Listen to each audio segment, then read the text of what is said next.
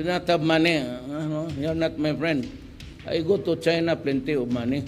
But anyway, I just simply love Xi Jinping. Ay, kung may wait din, may pasan. At least umiikot yung pera. Yung iba gutom, pero yung iba naman kumakain. And there's a commercial activity there. Not even a whiff of corruption, because that is what I promised you. Rappler, I am not surprised that your articles are also fake. Your God is not my God. Your God is stupid. My God is perfect and has a perfect common sense.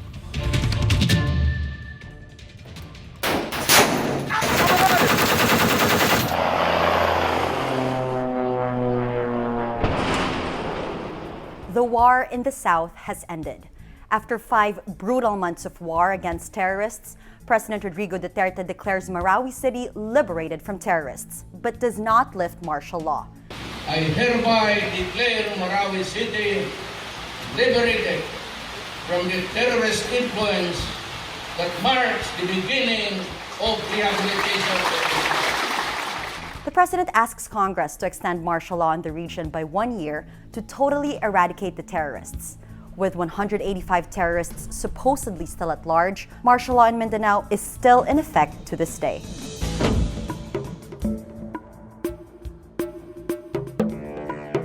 .6% inflation in May drives prices of basic commodities skyrocketing. Economic managers admit they did not anticipate the surge of fuel prices in the global market and the NFA rice shortage. The peso falls to a 12-year low, reaching 53 to a dollar. The Bangko Sentral ng Pilipinas implements back-to-back interest rate hikes, a first time in over 3 years to help tame these spikes and dips.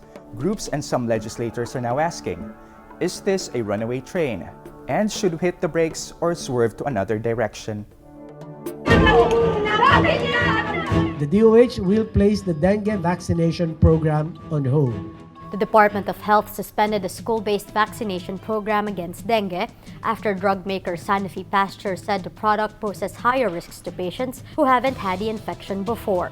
Reports emerged of children who supposedly died after being administered the vaccine. Experts are still divided on whether the deaths were a direct result of the vaccine or the disease itself. Criminal charges were filed against former President Benigno Aquino III, ex-DOH Secretary Janet Garin, and ex-Budget Chief Butch Abad. A U.S. study which came out in June confirms the World Health Organization's recommendation that Vaxxa should only be administered to children who had prior infection. In January, the recount of votes began for the electoral protest filed by ex-Senator Bongbong Marcos against Vice President Leni Robredo. The Supreme Court, acting as the Presidential Electoral Tribunal, set the ballot shading threshold at 50%. But Robredo appeals the PET to set it at 25% instead because this was the threshold set by the Commission on Elections in 2016. Since 2016, I have closely followed the situation in the Republic of the Philippines, documenting alleged crimes potentially falling within the jurisdiction of the International Criminal Court. I have decided to open a preliminary examination into each of these situations. The International Criminal Court is moving on the complaint filed against President Rodrigo Duterte for thousands killed in his violent war on drugs. Police say 4,000 died, while human rights groups say it is as high as 20,000. In a counter move, Duterte withdraws from the ICC over a month after the ICC started its preliminary examination. The chief executive insists that the ICC does not have jurisdiction over him.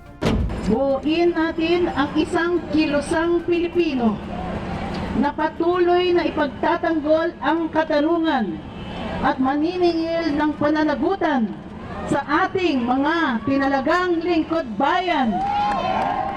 Voting 8-6, the Supreme Court favors a co-warranto petition by Solicitor General Jose Calida, declares the appointment of Chief Justice Maria Lourdes Sereno unlawful, and removes her from office.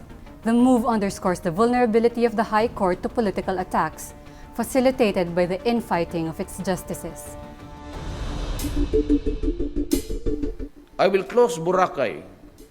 Boracay is a cesspool Duterte orders the lockdown of world-famous tourist destination Boracay for 6 months for environmental rehabilitation. 700,000 foreign bookings are cancelled and leaves 36,000 jobless. It is estimated that the Philippine economy lost 56 billion in revenues. And the poor are not just jobless, but may also lose their homes in the island. Residents have been told they are to be relocated outside Boracay, all in the name of rehabilitation. But what adds insult to injury for the ruined businesses in Boracay is the supposed construction of a casino there. Will it or won't it happen? But anyway, I just simply love Xi Jinping.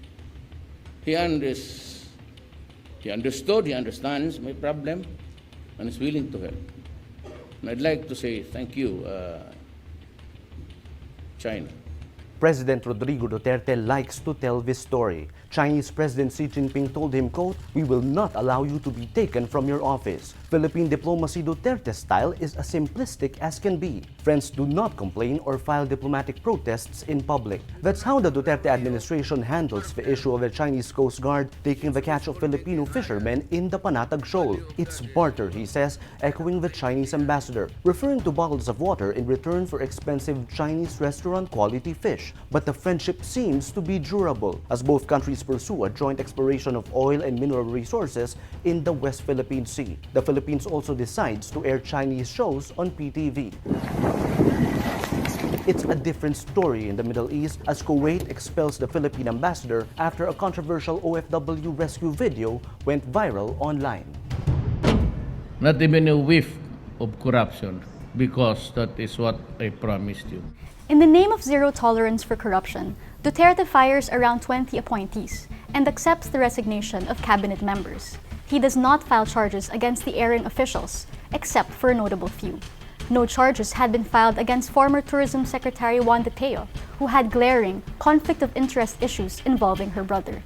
Neither was Cesar Montana charged for anomalous full payments to a contractor who had yet to deliver. More alarming, some even make their way back into power via new appointments. Ang order, atadada, yung naman sundalo. Itong ang mabay, yung naila. Tao ka ro naman siya. Order bago ni Mayor. Di lang daw mo pat yun. Kung silo na mo bisong, wala na yung bisong, wala na may silbi. The president sparks outrage over his frequent sexist remarks, including a threat to shoot female rebels in the vagina. Ayaw ko talaga ng babae. Ako, nasanay ako sa lalaki. Tasked with choosing the next ombudsman, Duterte declares the appointee will not be a woman. The president triggers another wave of criticism after an awkward, some say cringe-worthy kiss with a married Filipina in South Korea.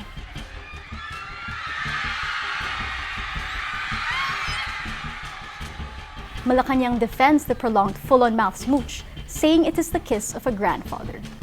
Yang inquirer, I don't know, but meron akong natanggap na balita na may binili ng lupa yan sa gobyerno, ang binayaran lang sweetheart deal dahil nga they went for Cory during kalaban nila sa Marawi. Media harassment marks President Duterte's second year in office in an effort to silence critics. President Duterte threatens to block the renewal of ABS-CBN's franchise. He then attacks the owners of the Philippine Daily Inquirer for alleged unfair stories, prompting the Prieto Romualdez family to give up its 25-year-old control of the paper. Inquirer, you've never been fair. I know that it's supposed to be antagonistic, but fair, you're not. Bastos kayo, pati ABS-CBN bastos. In his second State of the Nation address, Duterte attacks Rappler for being fully owned by Americans. Rappler is 100% Filipino-owned. Rappler tried to pierce the identity, and you will end up American ownership. He calls Rappler fake news and bans its reporters from covering the palace and presidential events. Di ba ako pwede pumasok?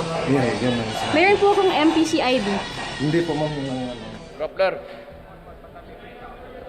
but since you are a fake news outlet, then I am not surprised that your articles are also fake.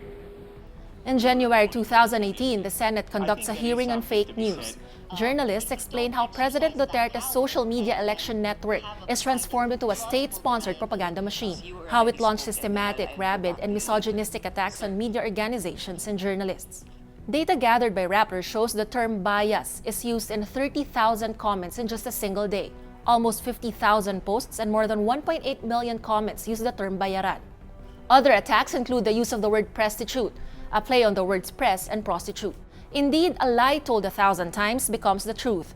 With the mind conditioning of the president's keyboard warriors, trust in the media has never been this low in the nation's history.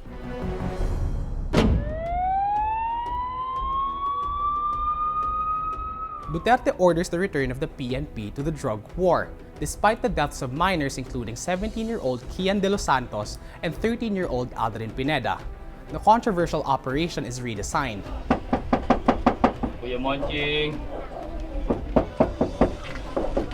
Upland Tokhang now requires the presence of a human rights officer, and cops can only visit Mondays to Fridays, 8 a.m. to 5 p.m.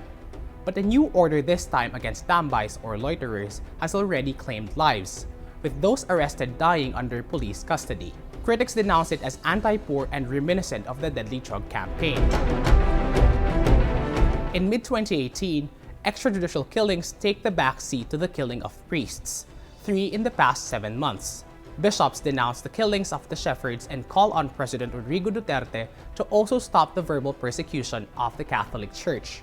President Duterte, far from stopping his attacks, take it one notch higher. He calls God stupid over the Bible's creation story. Who is this stupid God? Stupido talaga itong putang akong ganun. You created something perfect, and then you think of an event that would tempt and destroy the quality of your work.